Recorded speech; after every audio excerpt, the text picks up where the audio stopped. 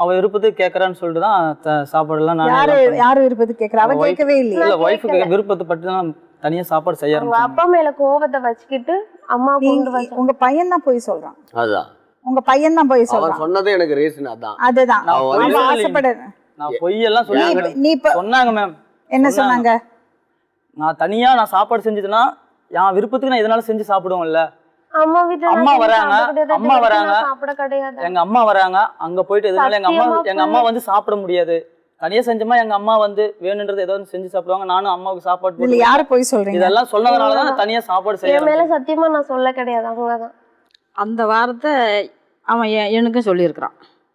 அம்மா சரி, இப்படிதான் எங்கள் மாமியார் வந்தால் அங்கே வந்து சாப்பிட்றது கொஞ்சம் இதாக கூட இருக்கும், நாங்கள் இதை விருப்பப்பட்டு நாங்கள் செஞ்சு இந்த சாப்பிட்டு விஷயம் முடிஞ்சதுக்கு அப்புறம் கூட சொல்லியிருக்காங்க. அப்படின்னு தம்பி என்கிட்ட சொன்னான். சரி அப்படியே கூட 3 பேரும் இருங்க சந்தோஷமா.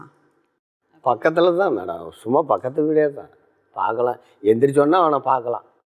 சரி, நீ உன் வீட்டுல யாரும் இல்ல, உனக்கு அம்மா ஒருத்தி தான் இருக்கா, பெரிய குடும்பத்துல கல்யாணம் பண்ணி போயிருக்க, அந்த குடும்பத்தை பார்த்து பயப்படுறதை விட்டுட்டு